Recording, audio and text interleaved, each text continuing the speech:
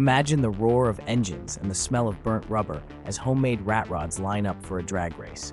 Beneath the rust and custom welds, something truly wild was brewing, a quest for unconventional fuel sources. Rat rod builders, famed for their do-it-yourself spirit, often turned to alternative fuels when gasoline was scarce, expensive, or simply to chase an edge in speed. Moonshine, a staple from Prohibition days, became a popular choice not just for its availability, but for its high ethanol content, delivering a potent punch to engines. Some racers experimented with mixtures of kerosene, diesel, or even vegetable oil, tweaking carburetors and ignition timing to coax every bit of power from these unlikely blends.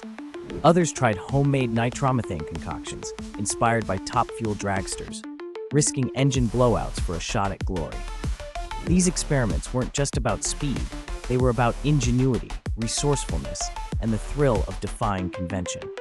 In the world of rat rod drag racing, the fuel was as creative and daring as the cars themselves, pushing boundaries and rewriting the rules of speed.